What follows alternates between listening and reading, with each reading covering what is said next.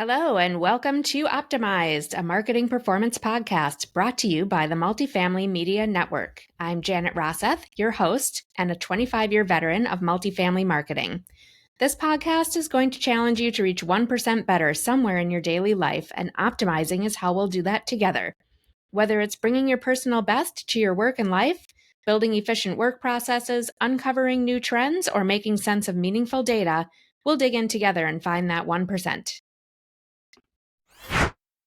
Hey friends, welcome to another episode of Optimized, a marketing performance podcast hosted by the Multifamily Media Network. I'm your host, Janet Rosseth, 25 plus year veteran of multifamily marketing, and we're here to bring 1% better to your life, whether it's personal or professional, tracking data, measuring outcomes. Our goal is really to challenge the status quo and bring you guests that help you lean into multifamily marketing and making it better. Today, I am absolutely thrilled to have Laurel Zacher joining the podcast today. Laurel is an industry legend, a very talented CMO within multifamily marketing, serving on a number of high-level organizations. Laurel, instead of me trying to introduce you and your talent, you want to say hi and introduce yourself? We'd love to. It's always good to see you. So any chance I get to talk to you makes my day more than 1% better. So maybe you're how I make my day 1% better. Laurel Zacher, I've been like you, been in the industry a hot minute, about 30 years now. I started leasing way back in the day when I moved to Minnesota from Southern California and needed a job. And they said, do you want to fill in for a few weeks while someone's on maternity leave? And 30 years later, here I am. I And love it. since And then, we go way yeah. back. You ended up in the Minneapolis market. I've been here all my Mhm. life, and we spent so many good years together before you relocated to the West Coast. Exactly. Yeah. So we're long-term OGs in the industry as well, going back to the days where people would send in applications over the fax machine.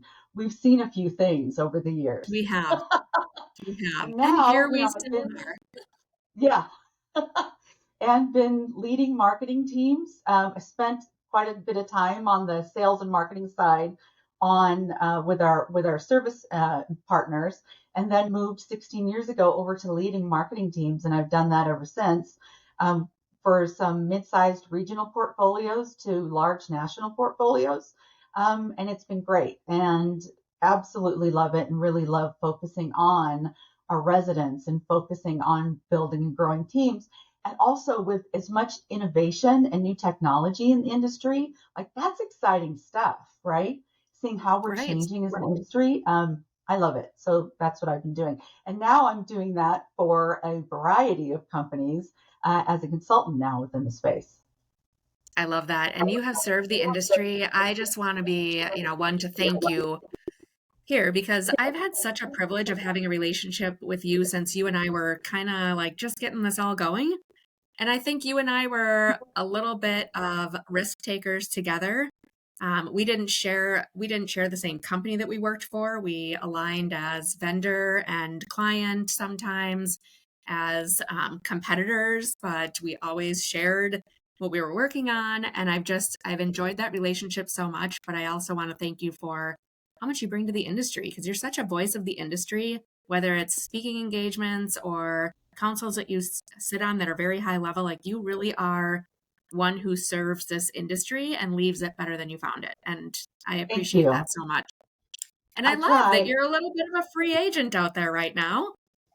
So I hope that, we can talk very openly because you're really you're out there thinking about big things right now and Yeah. you're not necessarily guided by one organization behind that. So you and I had a conversation before we hopped on and hit record, but the subject seems to be coming out of 2024, the CX experience. And I just Mhm. recently finished a conversation with Mike Whaling, and we got down the same rabbit hole of the customer journey, the customer experience. And I want to carry on that conversation with you because I'm thinking about very big things in terms of CX. Where are you going with Yeah. that? Where's your brain sitting on CX right now? Yeah, I'm spending a lot of time thinking about the intersection of marketing and CX and how do we build a unified strategy, right? thinking about it really much more holistically and what's that impact on the bottom line and on NOI. A lot of times, marketing historically tends to be focused on top of funnel, all of those pre-leasing activities, right? And you're lucky if marketing has the opportunity to be able to work on more CX. I'm going to say in a lot of companies, just from anecdotal information, companies that I worked with or talked to, you're talking about maybe 10% of activity, maybe 20% of their time gets to be spent on resident retention issues. The vast majority of a marketing's resources and budget and time is spent on attracting new residents in. Well, if you can actually keep those residents, improve retention, that's a much better use of your marketing spend and a much better driver of long-term revenue than it is trying to, bring people in the front door while you're trying to keep the back door from having twice as many people going out. So those are the challenges lately that have been on my plate that I've been thinking about. And how do you do it with all of the technology that's been brought into the leasing stack in, say, the last 4 years? How do you make it all work together seamlessly and create a unified experience? So those are some of the challenges that I'm working on along with some of the partners out there.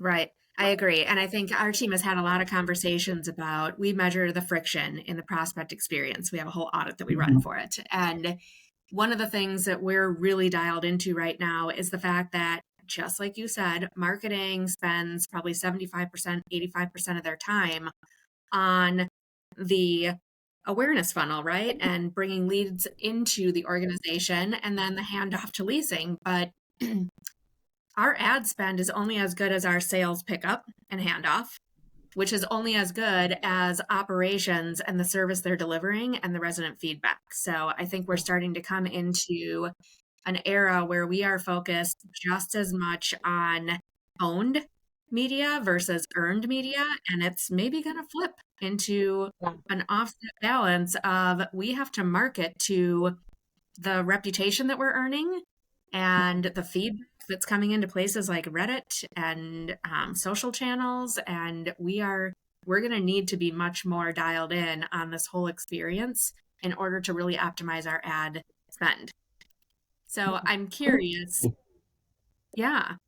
From your perspective, where do you begin? I mean, we've interacted with a lot of clients that layered in a lot of tech coming out of 2020 and 2021 because we had to react to a situation where we had to create a leasing system that we weren't actually planning on creating yet. And now it almost feels like we're reverse engineering the system we built. We're almost backtracking now and saying, whoa, what is the customer experience that we actually want to deliver? And how do we start that? Any startup company would say, here's how I want to attract customers. Here's how I want to engage with them and how I want to hand it off. But here we are, these great big organizations that are now having to say, like, gosh, I'm not sure I even know what our customer experience is right now. Yeah.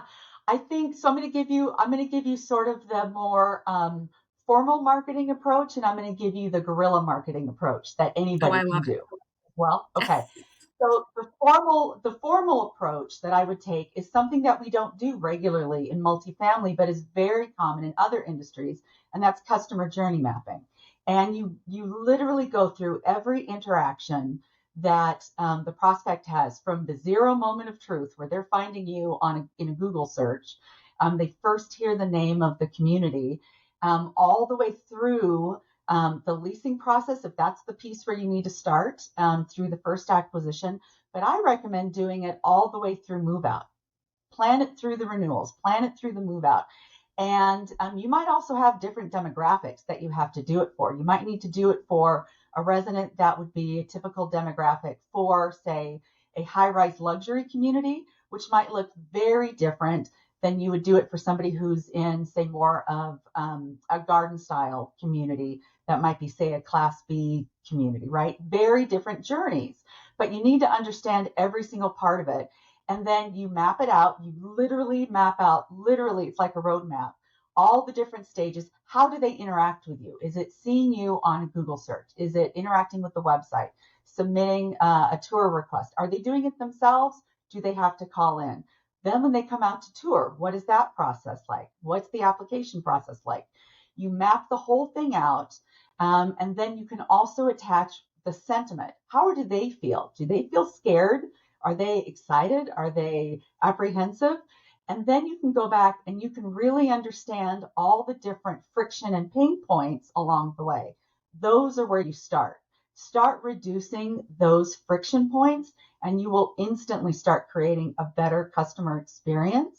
And that will ultimately result in more revenue for the company. Now, for somebody's like, that's great. I don't have a formal marketing degree and I don't have time to go learn it. Then I say, and this everybody does, and I teach this in leasing classes all the time, go out and shop your own property like you are a prospect. Like Yes. you don't know Best way to anything experience. about it. That is the best way to do it. And if you're not already shopping, physically shopping all of your comps, I don't mean just calling. I don't mean just going online and looking at the website. I mean truly shopping them to see what that experience is like, then you're doing yourself a disservice. So whenever I go, and it's been forever since I rented, but when I was looking, we were in between homes, I did it again, and it was mind blowing to me what it was Mm-hmm. like again, because I knew what I had hoped the expectation was like, and it turns out the reality is often quite different. What we Right. may set as a desire in the corporate level, like we think it's going to work like this.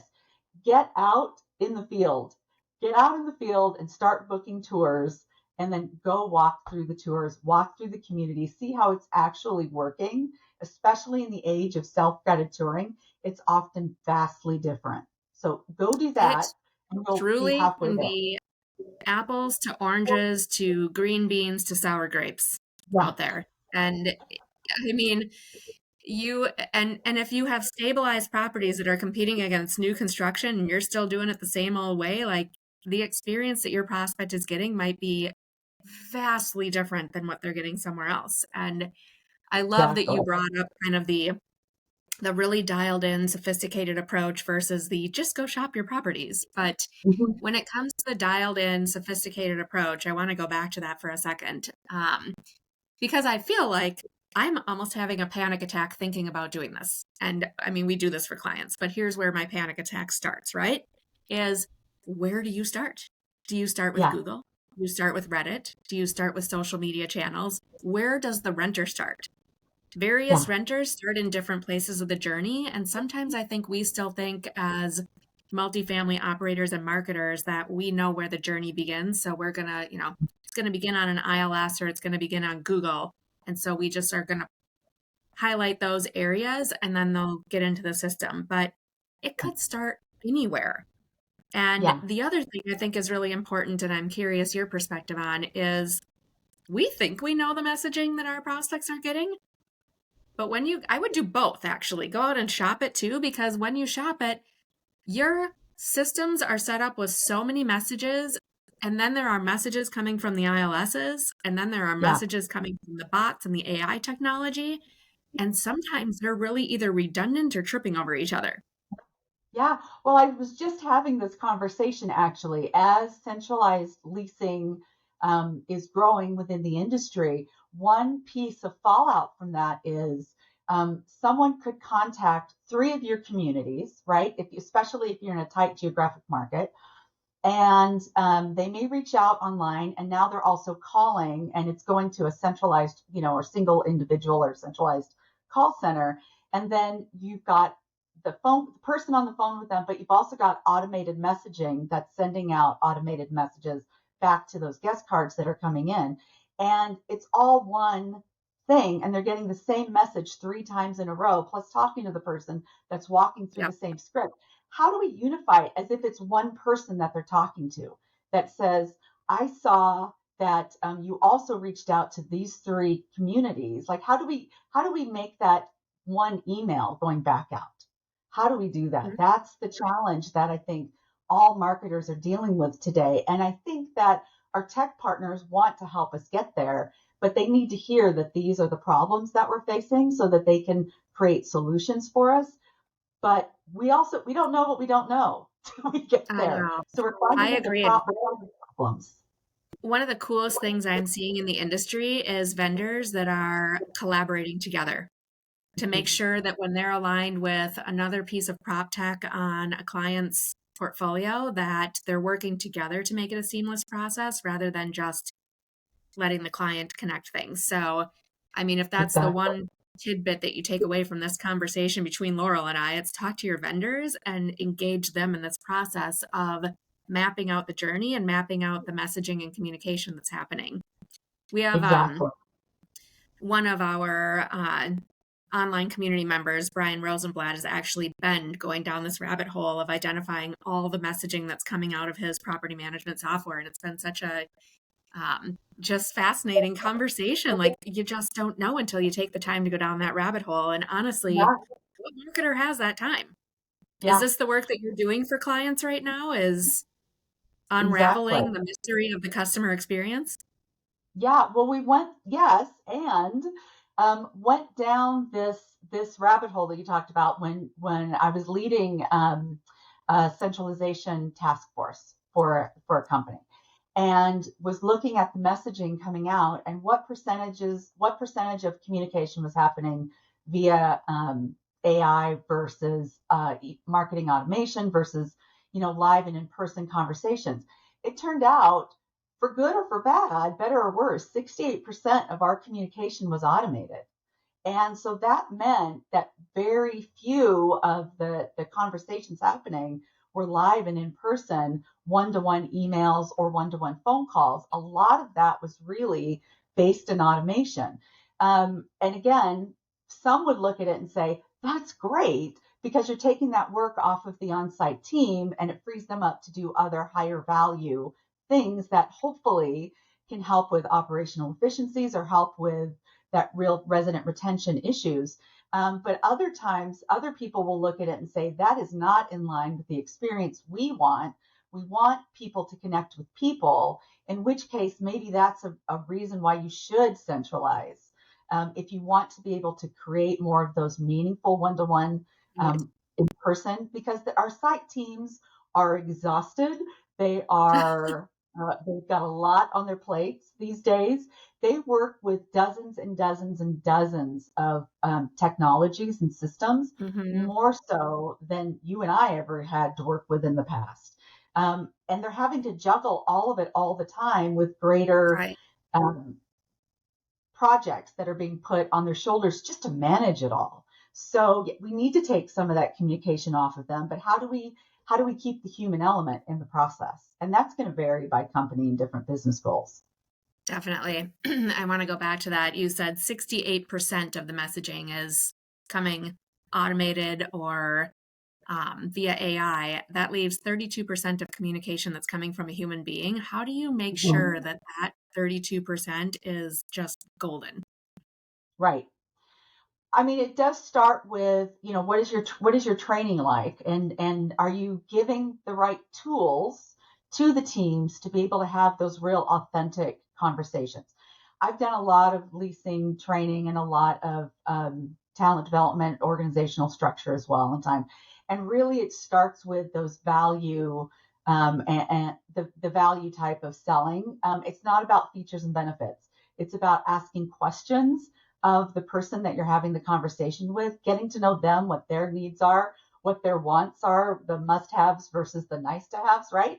Have a Yep. conversation with them and then match what they say they really need and what they want to what you have. And if you don't have it, get them connected to another community so that you're serving those needs regardless. And then you have to inspect what you expect. We've all heard that term 10 million times because it's true. That's why Yep. we hear it so much. So you have to also have then the technology to be able to listen to the phone calls and be able to do coaching and do, whether it's real time call scoring or whether it's shops, you need to be able to really hear those calls and then help coach them on improving. But the one thing I would say to anyone that's leasing, if you want to be better at leasing, get better at listening and get better at asking questions. Those are the Right. two skills that you can have that will supercharge your ability to lease and to sell. I think there's a lot of opportunity for savvy leasing agents too to dig a little bit further into the prep before a lead even gets to them and understanding what that experience has been, what they've already interacted with. Do your homework a little bit in the CRM system and find out, where did they hear about you? So, what information have they already seen? What did they interact with on your bot or within your AI? What kind of conversations were they having? Because I think we're still falling into that framework where we turn on all these systems to try to save time for the leasing agent, not to have to warm leads or pre-qualify. And then we expect them to pick it up when a lead is hot. But occasionally, I'm going to say more often than not, leasing agents just have enough time to like pick it up and run with it and say, "Hi, I'm glad you reached out. What can I help you with?" And it's like, "Ooh, you already had this whole conversation." There's so many tools coming into the industry that are warming and nurturing those leads, but how do we nail that Yeah. handoff? I'm a You know big what? fan of just introducing yourself as the human being. You've got the human being. You have just beautifully, though, illustrated one of those points of friction that I was talking about in doing the customer journey mapping. Is that handoff is a point where is the experience that the prospect is having, does it match your brand promise that you're trying to sell in your marketing?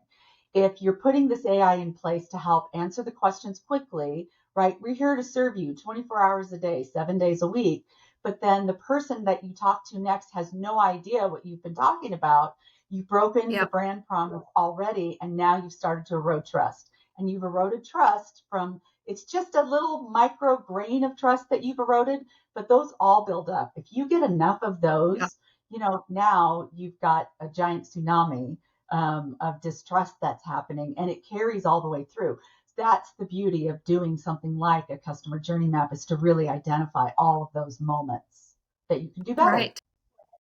Yeah, exactly. Exactly. I think we have such an opportunity. We have so many cool systems out there that are collecting that information from prospects, but unfortunately, like the front end might actually be okay for the prospect, for them Yeah, to engage with our website and engage with AI or a chatbot within the system and start the conversation, and then they get handed off. It's that back end that either we as marketers and operators need to do a better job of training leasing agents how to find the information to pick up the conversation where it's left off, yeah, or we need to do a better job streamlining those tech systems together so it's all in one nice, tidy little place.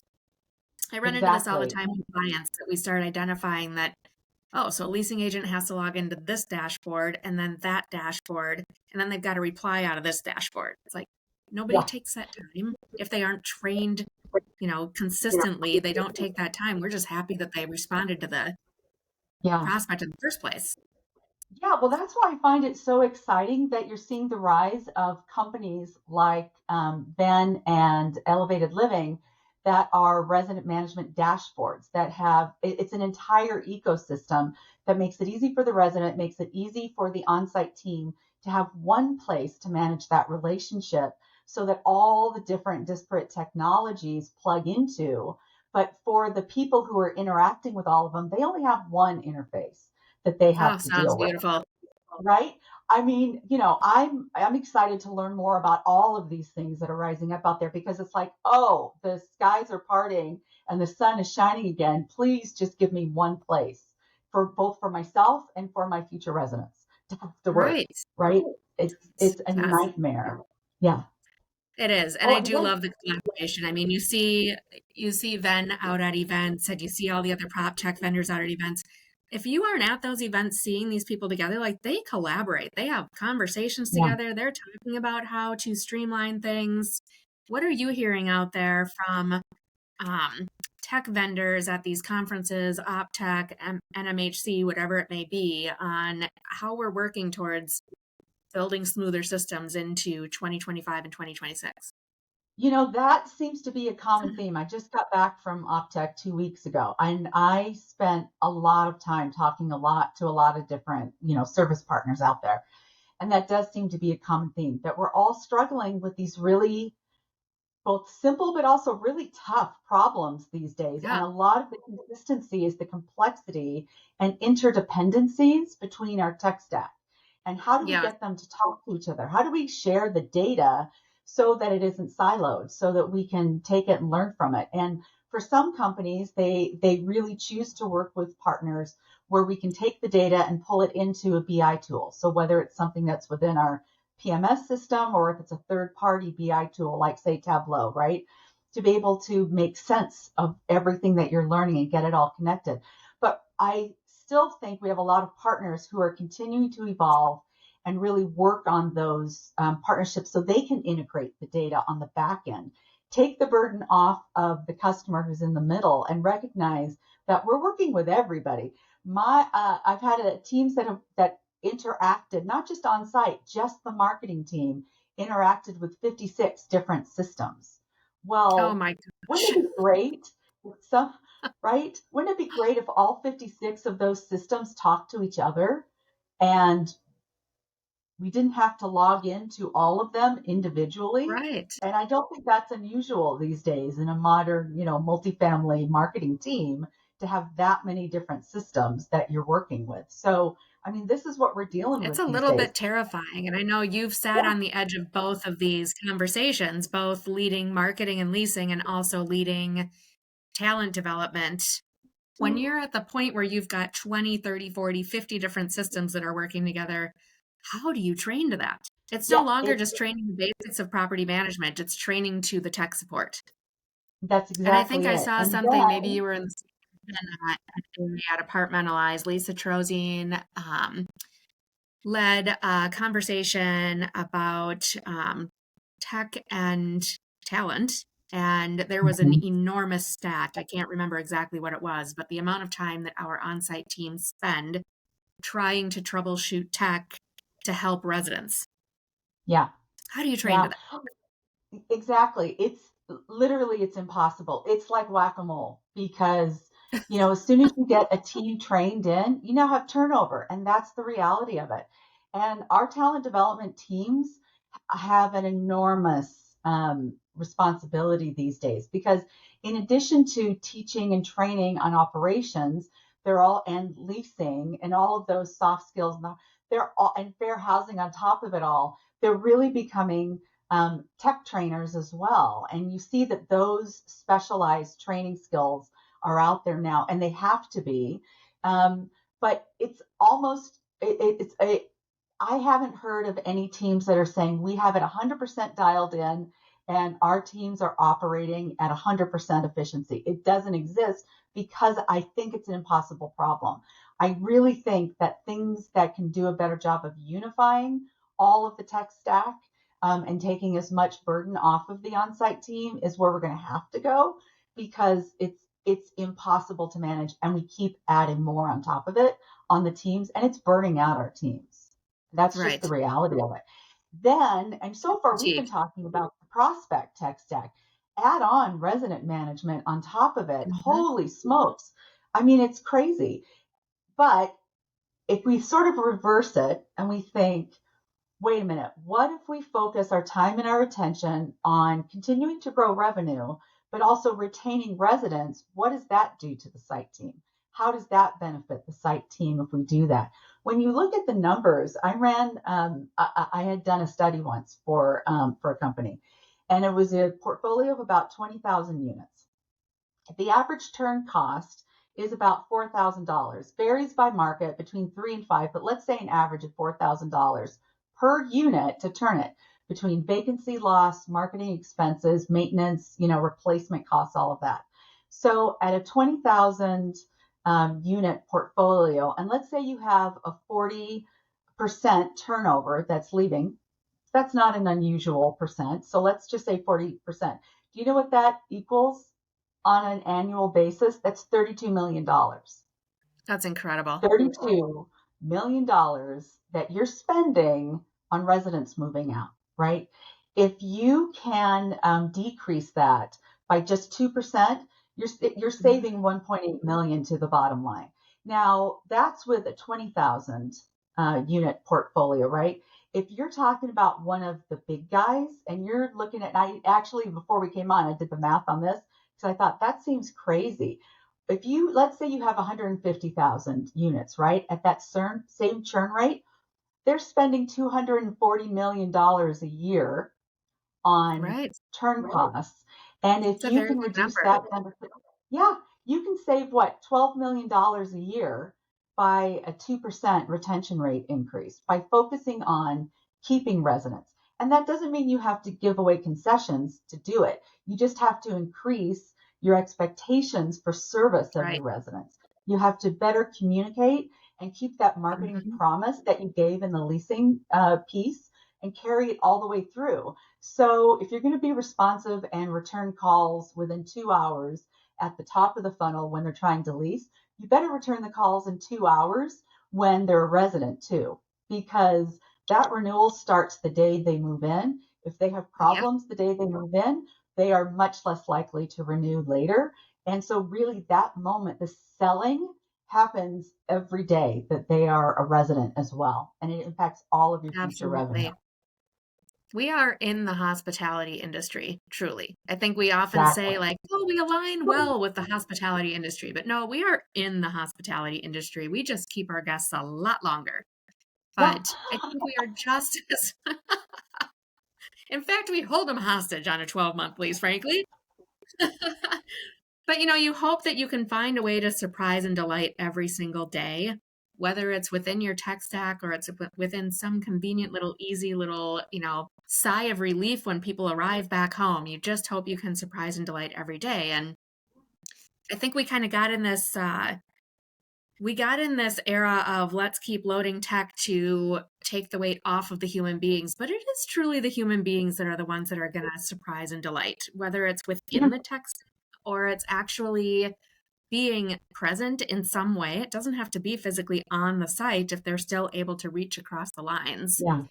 Yeah. and respond quickly as a human being and, pick up and carry Yeah. things through. And I want to Yeah. just take a second here to shift our conversation. I love it when you get into the mathy marketing, but you spend a lot of time discussing the murky, um, you know, the heavy stuff, the hard stuff, the complexity Yeah. behind marketing. What are the wins? Where can we apply the wins?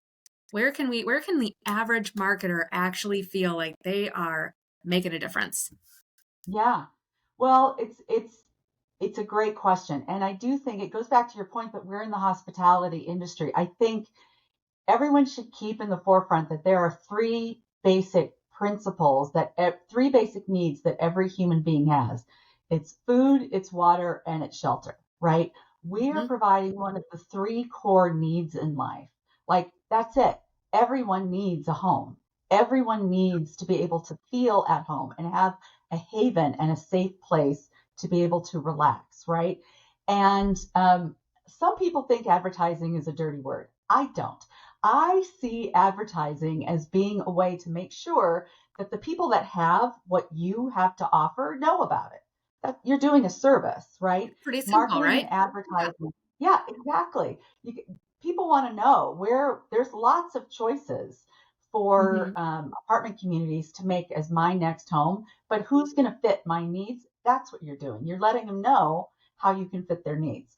So keep that in the forefront that that's your purpose, is to make sure that you are connecting with that. You're representing the community and you're also doing it in a way that will help people find their way home. And that's really the crux of what we're doing every single day. And Right. that's the core for me is I'm here to give people a home and make sure they know about it. They know why they're going to love living here more than there. And then living up to that promise of it every day. And I think really it's harder to define than to say, well, when you've got a campaign where you get a 10x return on the campaign, yeah, that's the mathy marketing that can feel really good. And you should measure that. You do need to know your cost per lease if you want to Yeah. do your job, right? But if you also remember that you're helping, and you're a big part of the process of people finding their way home, that for me is the emotional win in the whole thing. I agree. It's always been what has kept me in this industry for so long, too, is just there's nothing more emotional and I'd say gratifying than coming home, Mhm. coming home. Yeah. And we get to be that for people. No matter Yeah. what end of the industry you work in, you get to be that for people, that space that they call home, and home is kind of where everything it's the hub, it's where everything starts from. So important. Yeah. And if you feel like maybe you're not hitting that out of the ballpark, go and read your reviews, go and read your resident feedback Wow. because you're going to see it and read it all. I used to read every single review, although I wasn't the person after a certain point, I wasn't the person who had to respond to all the reviews. I still read Mhm. all the reviews. I was reading thousands of reviews a Yeah. year, but that gives you the best handle. Now, that's not always possible once your portfolio size gets to be at a certain size, right? But Yeah. read them regularly. Read your resident feedback. Read the comments, not just the scores, I agree. because That it will, feedback is so important. yeah, I that think gives there's you the insight. most people are using some sort of a reputation management platform, but I still run into a lot of clients that aren't and that haven't quite seen the value of it yet. And I mean, most of those platforms have some sort of AI component to them now that you don't have to read every one of those reviews. It will Yeah, summarize the sentiment for you, and you can start there and then lean into the rest of it if you so choose. But we have to give people a better way to communicate with us on what they're enjoying, what they're not enjoying, and not just like once a year or once in a lease term, but on the regular, like on our touch points. exactly right. That's exactly it. And there can be real, frankly, it can be just on a practical level, real insight into operational issues that you may not Mm-hmm. know about. The reality is sometimes the pool is having problems and you haven't heard about it yet. In Yep. the corporate office because it's being dealt with on site, or there have been a rash of break-ins, and you this is potentially your way of finding out about it. Or it could be simple things like the lighting needs to be addressed. Those are Mm-hmm. easy fixes, at least with the lighting, can be a much easier fix than some of these other really tough things. But you need to know what they are so you can work towards it if you want to do something to turn around a community. But you need to know, It's you need to also have the not information. always about it's not always about a negative either. It's not always Mhm. about a challenge point. I've seen so many times where people launch reputation management and they had no idea there was a staff member on site that's getting so much positive feedback. Yeah, That quiet that's right. caretaker or, the maintenance person who doesn't come to a lot of things or say a whole lot, but dang, that's the reason people stay. Exactly. Yeah, Yeah. and they become your brand evangelist. I've Mhm. seen it with your maintenance heroes are truly heroes. They are often the face of the community. Once a resident has moved in, they might interact with the office initially in their leasing person, but once they're a resident, the people that they interact with the most are the maintenance team because they're solving problems in their homes and they're the people that they're loyal to. I've read so many reviews that might have issues with communication with the office when there's a Yep. problem, right? But they will go on to say, but this doesn't apply to so and so from maintenance. Yes. This person always does a great job. I've seen it over and over again where they may Yep. have issues, again, they may have issues with the manager or the front desk person, but they love their maintenance person. They are your evangelist out there. Yeah. So, I mean, give I them mean, some listen, love too. if you're on the fence over whether or not to centralize a position or put more emphasis on a certain role of the communities, go read your reviews across the portfolio because if you're constantly seeing or hearing really challenging to get in touch with the office staff, like there's a Yeah, big question mark right there. Are you not leaving enough exactly. time for the office staff to respond? Are the systems that you have in place creating some sort of barrier to the messages getting to them? Are the Yeah, messages coming in after hours and people feel like they're not getting a response until the next day, which frankly in our society is too long. Like we are yes, such a I society of agree. instant gratification. So Yeah. that's a really good place to start on whether or not you feel like you need to shift some of the responsiveness and reframe how those positions look. Yeah. Well, speaking of responsiveness, I read a study that renters today want their desire is a response within 6 minutes of contact. If Oh they my don't gosh. instantly connect with somebody, the desire is 6 minutes. They feel, and they'll go up to 15 minutes. with being, reasonable in their mind.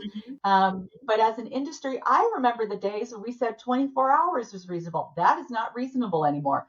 And if you Right. aren't setting a standard of ideally within an hour, realizing there's lots of things going on site, but respond within an hour, no more than 2 hours. And if calls are coming in overnight, first, and this is a rule I've lived by and have taught teams. If you're coming in overnight and you're picking up and you're returning calls and messages, first respond to those residents because they're already a customer. Show loyalty to them Yeah. first. Then do follow up on maintenance calls to make sure everything's great. Then call back prospects in that order. Show loyalty to the people that are already your resident. And again, it goes back to customer experience and putting them Right. first so that you'll keep a loyal resident rather than having to, fund finding new residents. So I Yep. think that's the best way to do it, keeping everybody happy. But yeah, it's crazy how fast people want answers now because we are a self-serve society now, and we can get so much information, in Yeah. a split second. And that's where the benefit of AI is that when calls are coming in 24 hours a day, people can get their basic information now without having to wait until the next day to get that Right. information. So that's where I see that's where I see a lot of benefit, but it's so complex. It isn't a one size fits all. Mm. You have to be able to pick and choose which moments to use AI, which moments to use automation, which moments to have one-to-one communication, and does it vary by, luxury communities have a different standard and expectation than other types of communities do, which is not to say, good or bad. It just, the data proves it that there's just higher, they want, different groups want faster, quicker turnaround and just have different Right. expectations with how much high touch versus how much high tech. Right. I mean, in reality, I'm processing this whole conversation as we're going. And I think one of the most important things that needs to come out of this conversation is that this whole topic isn't just owned by marketing. Yeah. It can't just be led by marketing to fix it or break it or measure it or um, identify it even. It's got to be more of a committee structure that comes from the top of the organization on identifying exactly what do things look like out there right now and what should they look like, and then how do we get to that? How do we get to that sweet spot? And it's not something that Yeah. you can take, a Friday morning and do. It's Yeah. something that It's a you really hundred. need to dial into as a goal for 2025, and we're going to start by breaking it out into these pieces, and then we're going to move on to this process, and then we're going to move on to how we demo and identify the solutions. Who should be on That's a those? hundred. Who should be on that Yeah. committee, Laura? Yeah. Well, and you've nailed Tell the it. So world, like, it's who all needs to be a why part of this conversation? I will give you a list. First, so if you go the committee route, it tends to be cross-functional because I've seen it in place and I've had conversations about this. So yes, it is marketing, but it's also talent development. It's also head of operations. It's also an IT team or wherever your systems teams are sitting, right? It's also asset management needs to be in the room. And it's not just looking at your current tech stack, it's assessing if you want future tech to be layered in and all of those perspectives saying, listen, how is it going to impact? Oh, and human resources as well. Let's not forget our friends Mhm. there to say, how is it impacting our teams? How is it impacting, our efficiencies, our operational efficiencies? How is it impacting the bottom line and our budgets as well? And everybody has a different point of view on that. But because of that, you are starting to see the rise of the CXO position, the Chief Experience Officer, within the industry that sort of sits as the strategist on top of all of it, who may have multiple departments reporting underneath them, and may have talent development and marketing and sometimes revenue management as well, all sitting underneath them. Typically, operations and asset management are still separate because those are different skill sets. But this Mhm. chief experience officer sometimes has HR, sometimes doesn't. It all depends on the organization, but you are seeing that out there. I think a mutual friend of ours, Marcella Epsteiner from Mission Rock, that's her role, and she oversees and has this strategy overall. And I think that's the way again, that works for their organizations. Others may go the committee route. But either way, it has to be multiple departments working together in order to grow the business and move the business forward with innovation. It Right. can't be one department owning it. Just like one department can't own communications exclusively because one department isn't doing all of the communication either. They're Right. setting strategy, but they're not doing all of the communication. So it really needs to be collaborative. I feel like that's going to be a rise of consulting positions out there because not every company can afford to put a CXO in place, but aligning with a fractional CXO that can take you through this process over the course of a year is probably a really good place to begin, just to start the process and keep it moving. Because you can imagine, I mean, you and I have sat in these roles, like these are busy, busy roles, right? Like there's barely a chance to take a, coffee break in the day, but being able to say, I'm gonna map out this prospect journey or this resident journey, you end up down Mhm. rabbit holes and all of a sudden you're fixing things you didn't even intend to find broken. So it almost Yes, does require somebody whose focus is just on that and on keeping your team aligned with moving the needle and getting yeah. from point A to point B. Yeah, that's 100% true. And somebody that understands what are the business goals. So, one of the analogies that I use a lot and have used a lot with my team is listen, we can go, imagine you're on a ship and we can steer that ship in 360 degrees, right? And we can go everywhere. The question is, where do we want to go? And someone Mhm. needs to know where do we want to go in order to chart that plot to get there and to steer the ship in the right direction and say all of these other things are just noise, right? Somebody has to make the critical decision to say, we're going to say yes to some things and no to other, and they're all great things, but which ones are going to help us reach our goals and which ones are just going to distract us from it. Somebody has to make Absolutely. that call. So whether it's a single person, whether it's a committee, I think though the what everybody needs to understand is where do we want to go? If you start there, but I wouldn't start with saying, let's all get on the boat and we'll figure it out as we go. That is going to be a nightmare. Yeah. Yeah. I'm curious too, what is your take on what's the risk of not addressing the customer experience?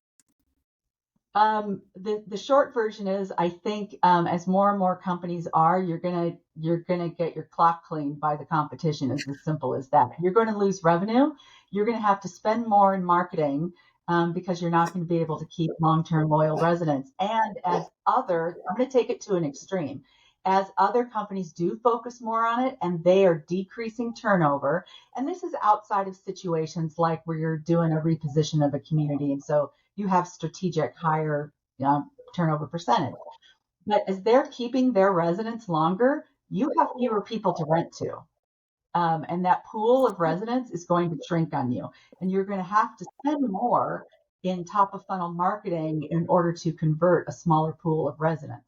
That's Yeah. taking it again to a little bit more at the extreme, but I think it's real. And it's where we're going. Yeah, I agree. I think there's a lot of wasted spend out there in a lot of different areas, but ad spend is one of them that it seems so much easier for some to just throw more at advertising to gain more leads, even if we're not addressing the actual conversion. Yeah, And I think exactly. the And same, yeah, I think it's the getting same so stands for competitive. a lot of other areas of the business too, that we just continue to Yeah. spend on things that we don't even know if we're optimizing Yes. just because it's That easier. is that's And my it's pet easier peeve. than pulling the thread, like you and I were talking Yeah, about earlier. 100%. And it is tough. Once you know, you can't unknow, right? So I So true. I live by data. I love a chart and a graph. I love the numbers, but more than that, I love the story that the numbers tell me. Like I can look at the numbers and say, this property has a set it and forget it mentality. They've been running all of the same ad packages at all the same spend all year long, but they've had fluctuating ATR all year. Why is that? Why aren't they why aren't they adjusting their spend and their strategy? Because it's a totally different strategy when you have 10% available to rent versus when you have 3% available to rent. So Absolutely. why are you spending the same all year long? you need to save it when you're at 3% and do Yeah. those things that are your highest converters, or the things that will set you up for success when you're at 10%. Maybe you won't get Oh, to 10%. How about that? this is exactly why I love conversations with you, Laurel, because we always kind of come to this point of data tells a story and math is facts. And, it's a good starting point to unravel where the rest of the situation is unfolding.